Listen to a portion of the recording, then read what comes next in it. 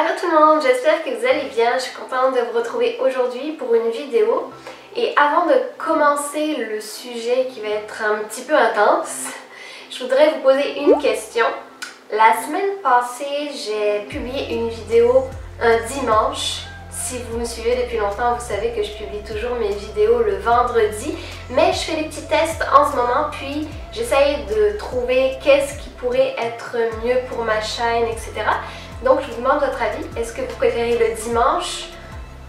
Peut-être parce que vous avez plus de temps le dimanche, ou est-ce que vous préférez le vendredi? Est-ce que ça vous perturbe que je ne le fasse pas le vendredi? J'aime ça savoir l'avis du monde. C'est quand même vous qui regardez les vidéos. Sachant que beaucoup de personnes publient le vendredi aussi, donc bon, quelque part il faut faire des choix dans ce que vous regardez, puis ça je le comprends très bien. Fait que c'est ça, dites-moi qu'est-ce que vous préférez. Aujourd'hui je vais vous parler de l'hypersensibilité. C'est un sujet que je voulais parler depuis déjà très longtemps, en fait depuis au moins 1 an si c'est pas 2 ans, mais je savais pas comment l'aborder. Alors je vais faire comme d'habitude, vous parler de mes expériences, de ma façon de voir les choses, sachant que c'est un sujet assez vaste et que bien sûr je ne suis pas spécialiste là-dedans. Bien sûr, je ne pourrai pas traiter d'absolument toutes les facettes de l'hypersensibilité, mais je vais vous parler des miennes, celles que je connais bien. C'est quelque chose qui fait vraiment partie de mon caractère, de ma façon d'être, de moi. Ça me caractérise peut-être plus que n'importe quel autre trait de caractère, l'hypersensibilité. Et c'est pour ça que je voulais en parler. Quand tout me vient en tête, j'aime vraiment ça. Et je vais commencer par vous lire la définition de Wikipédia. L'hypersensibilité désigne une sensibilité plus haute que la moyenne, provisoirement ou durablement, pouvant être vécue avec difficulté par la personne elle-même ou perçue comme exagérée, voire extrême par l'entourage. C'est assez intéressant ce qu'ils ont écrit par la suite. Je vous encourage à aller voir si vraiment le sujet vous intéresse. Je vous mettrai le lien en barre d'infos. Je pense que c'est quand même très bien résumé et ça va vraiment m'aider par la suite à vous exprimer les points qui, dans mon exemple, sont les plus souvent répétés. C'est sûr qu'il y a différentes branches dans l'hypersensibilité. Vous avez l'hypersensibilité sensorielle, émotionnelle, physique, auditive, etc. Puis, comme vous vous doutez aussi, il y a différents stades, différents degrés d'hypersensibilité pour chacune d'entre elles et pour chacune des personnes différentes. Je pense que pour les gens en général qui connaissent pas trop ça, ils vont penser que les personnes hypersensibles, c'est juste du monde qui pleure tout le temps pour rien, qui capote facilement pour rien.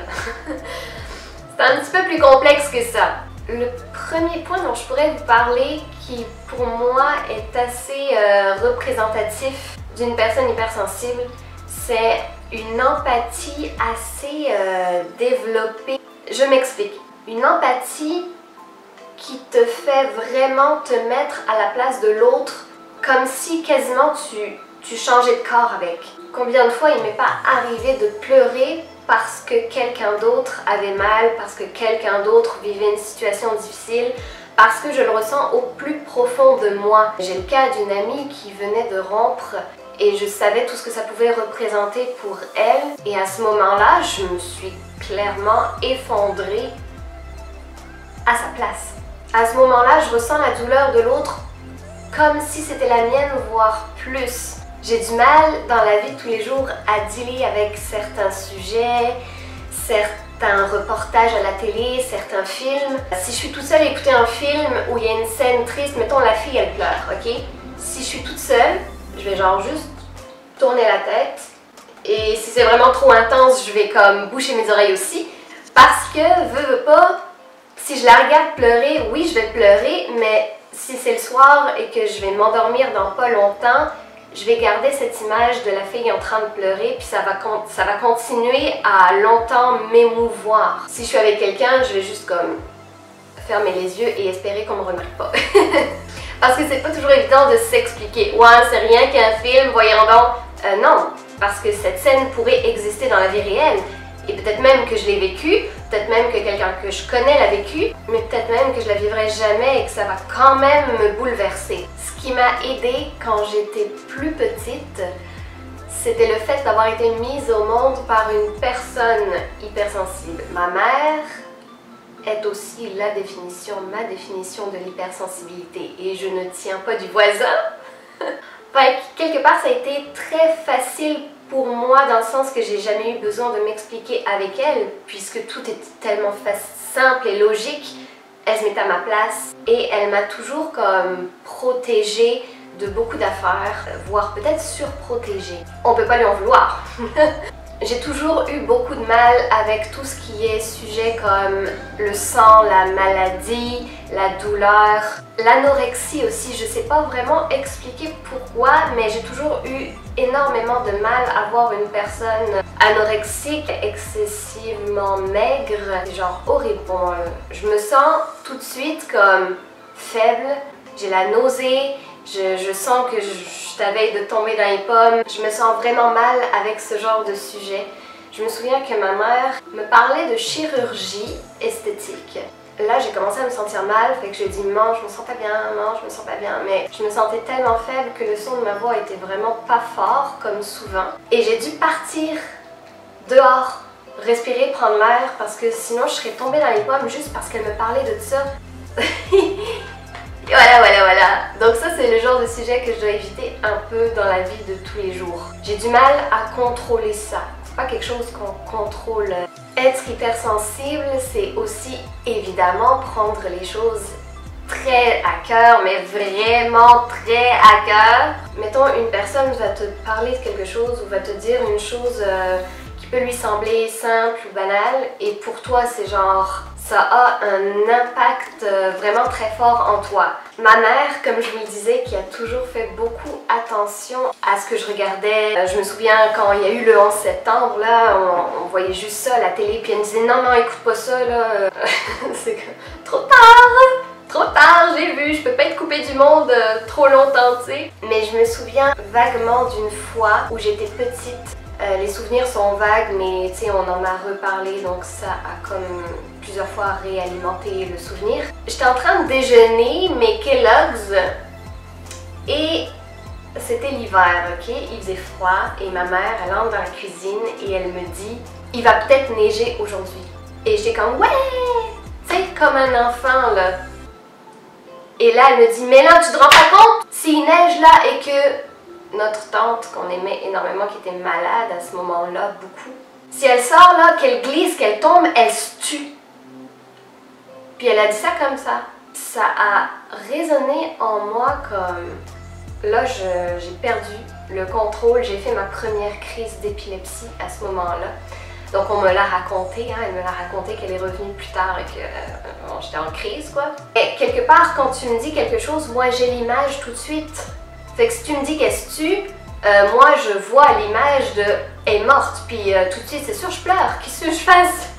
Qu'est-ce que tu veux que je fasse? Non seulement j'ai l'image, mais il y a les sensations qui viennent avec en même temps à l'intérieur. Être hypersensible, c'est aussi pour moi avoir une capacité à aimer peut-être plus importante, je dirais décuplée. Parce que toutes tes émotions forcément sont décuplées. Fait que tu ressens les choses de façon bien plus énorme.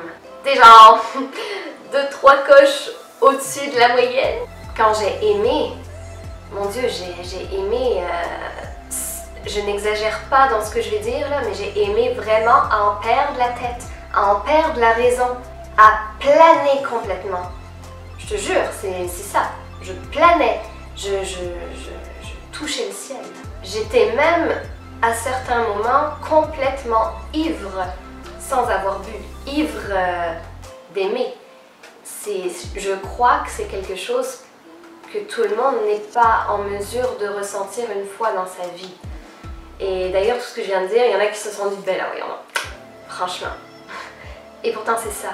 Je dirais même que c'est beaucoup plus fort que ce que je viens de dire là. C'est vraiment le souvenir d'un soir où je suis rentrée à la maison après avoir passé une soirée avec quelqu'un que j'aimais. J'avais pas bu, mais j'étais complètement ivre. Écoute, je parle d'ivresse parce que je sais c'est quoi être ivre, mais peut-être que en fait c'est le sentiment d'être drogué. Je sais pas, je consomme pas de drogue, mais peut-être que quand t'es drogué, tu dois ressentir ça, genre. J'étais complètement... Tu vois? C'était ça. Ça me fait rappeler ma vidéo sur le coup de foudre. Justement, je pense que tout le monde n'est pas en mesure de vivre un jour dans sa vie un coup de foudre. Je peux me tromper, hein, mais probablement qu'il faut être hypersensible pour pouvoir vivre un coup de foudre. Parce que le coup de foudre, c'est intense en tabarouette. Et à l'inverse, je parle des joies d'aimer, hein, mais quand tu retombes de tout ça et justement les peines d'amour et le manque lié à l'amour et toutes les choses pas le fun liées à l'amour, tu le vis aussi de façon excessive. Tu le vis de façon démesurée.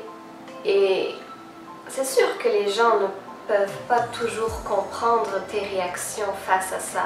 Mais dans les deux cas, l'amour fort et beau et l'amour qui fait mal en tabarnak, tu peux sentir que ton cœur va te lâcher, exploser. Plusieurs fois, je me suis dit, mais moi, je vais pas mourir comme tout le monde. Moi, je vais mourir d'avoir trop aimé.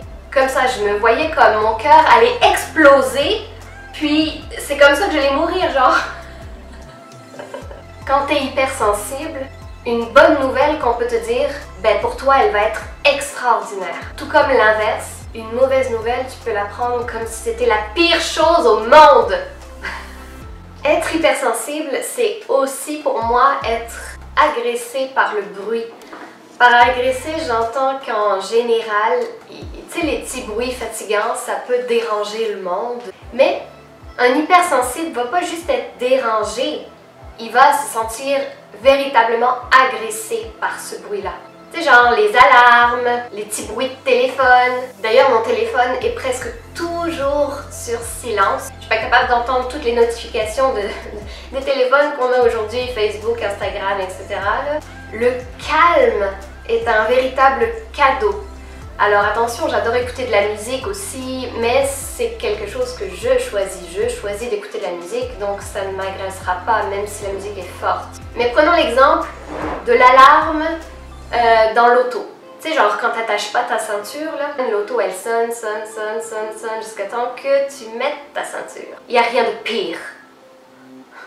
C'est une situation que je vis très souvent avec mon chum, ok? Lui, c'est comme, ok, ça le dérange un peu, mais tu sais, il deal très bien avec ça, là.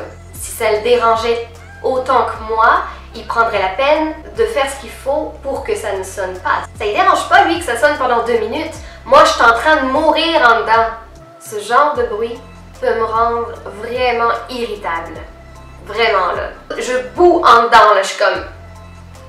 Alors, il y a les bruits qu'on ne peut pas vraiment éviter, mais il y a ceux qu'on pourrait éviter. Aussi, pourquoi c'est difficile pour moi de vivre avec quelqu'un, ayant vécu avec une personne hypersensible, ma mère, qui elle aussi ne supportait pas le bruit, elle a toujours fait attention. Si, mettons, je dors, elle va pas faire du bruit à côté. Elle va ouvrir une porte en prenant 3 secondes de plus que la normale pour que je ne l'entende pas. Quelqu'un de normal réagirait au bruit comme « Putain, il abuse là, franchement, il pourrait faire attention. » Et moi, je vais réagir comme « Tabarnak !»